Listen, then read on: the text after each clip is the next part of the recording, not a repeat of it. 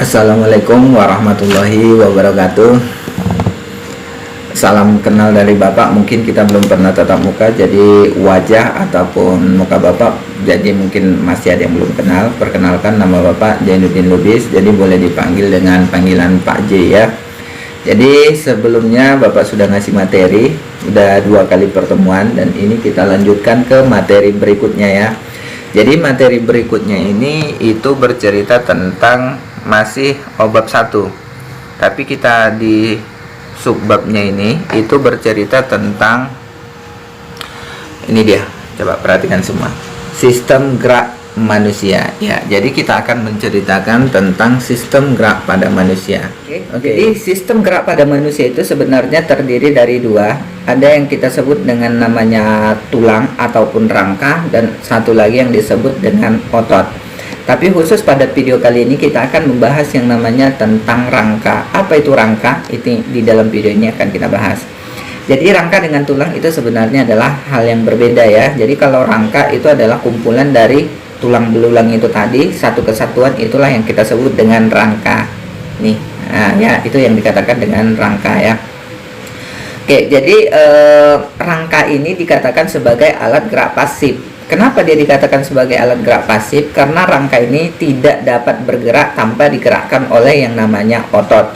Makanya otot ini dibahas nanti di video berikutnya, itu akan membahas tentang otot ini dia dikatakan sebagai alat gerak aktif. Kenapa? Karena ototlah yang menggerakkan tulang dengan cara dia memendek atau memanjang, atau kontraksi dan relaksasi, itulah yang menyebabkan nanti si tulang dapat bergerak ya. Jadi apa saja itu fungsi rangka? Kayak kita bahas satu persatu. Fungsi rangka yang pertama itu adalah sebagai penegak tubuh. Kenapa Bapak bisa berdiri tegak seperti itu? Itu karena adanya tulang ataupun rangka tadi ya. Yang kedua, dia juga sebagai memberi bentuk tubuh. Nah, jadi bentuk tubuh orang itu kan kalau kita perhatikan itu beda-beda. Ada yang dia besar, ada yang dia kecil, ada yang dia tangannya agak panjang, ada yang mukanya opal, ada yang mukanya bulat, ada yang mukanya lonjong. Itu karena dipengaruhi oleh bentuk dari tulangnya itu sendiri. Yang ketiga itu dia dikatakan tulang itu sebagai tempat melekatnya otot. Jadi otot-otot kita itu pada umumnya yang dikatakan sebagai alat gerak aktif itu tadi itu melekatnya pada otot. Otot apa itu? Itu adalah otot lurik. Nanti kita bahas di video berikutnya ya. Berikutnya dia berguna sebagai pelindung organ-organ vital. Contoh apa itu organ vital kita nih? Ada di dalam kepala kita ini ada namanya otak. Itu organ yang sangat vital, karena saking vitalnya dia harus dilindungi oleh yang namanya tulang. Coba bayangkan kalau dia tidak dilindungi oleh yang namanya tulang itu, terjadi benturan, mungkin langsung geger otak, lupa ingatannya kan. Selain itu mungkin ada di dalam sini jantung yang selalu memompa darah kita. Coba bayangkan juga kalau nggak ada yang namanya tulang ya, tulang dada melindungi jantung kita. Oke. Berikutnya tulang juga berfungsi sebagai pembentuk tempat pembentuk sel-sel darah. Jadi darah kita itu dibentuk di dalam yang namanya tulang.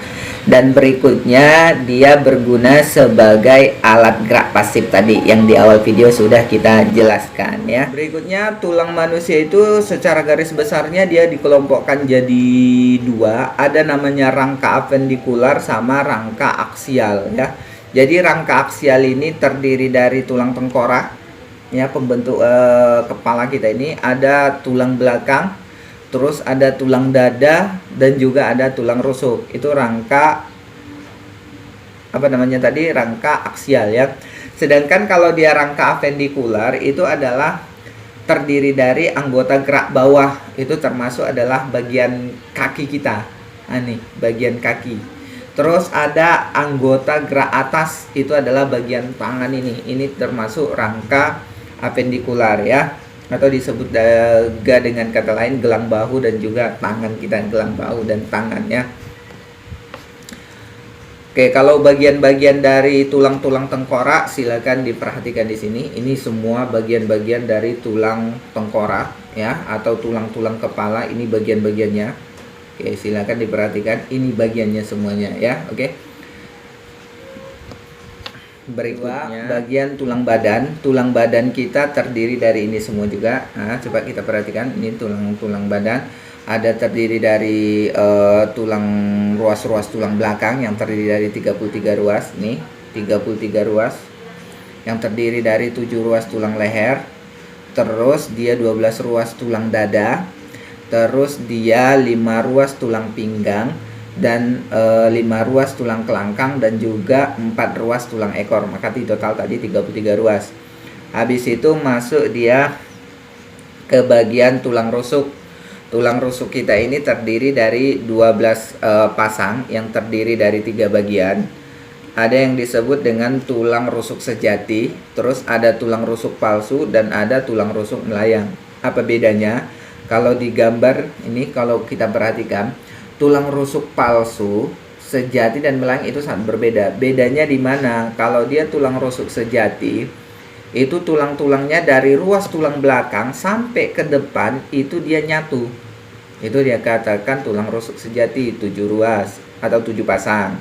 Sedangkan kalau dia tulang rusuk palsu itu terdiri dari 3 ruas, yang mana 3 ruas ini dia dari tulang belakang nempel pada tulang rusuk yang terakhir. Jadi dia nggak secara langsung lagi nyambung ke tulang dada kita.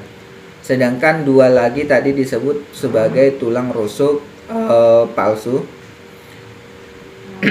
Tulang 2 lagi disebut sebagai tulang rusuk melayang. Artinya dia tulang rusuk melayang ini nggak ada lagi nyambung dari ruas tulang belakang ke bagian tulang dada kita. Gitu gambarnya, perhatikan ya. Sedangkan bagian-bagian tulang anggota gerak kita itu tadi terdiri dari yang namanya anggota gerak atas dan anggota gerak bawah. Anggota gerak atas kita itu adalah dia tangan, sedangkan anggota gerak bawah kita itu adalah kaki. Perhatikan aja gambar ini ya. Perhatikan gambarnya ini. Oke. Ya. Nih gambarnya. Nampak? Demikian dulu pembahasan video kali ini. Kita akan lanjutkan di video-video berikutnya. Jangan lupa terus belajar walaupun dimanapun dan kapanpun kita harus tetap belajar. Walaupun suasananya tidak menyenangkan, kita harus tetap belajar ya. Kenapa? Karena dengan ilmu kita bisa bertahan hidup. Jadi orang-orang yang mampu bertahan hidup dengan baik pastinya harus memiliki ilmu yang baik. Dadah, sampai jumpa di pertemuan-pertemuan berikutnya. Love you anak-anak bapak semuanya. Salam pahlawan nasional.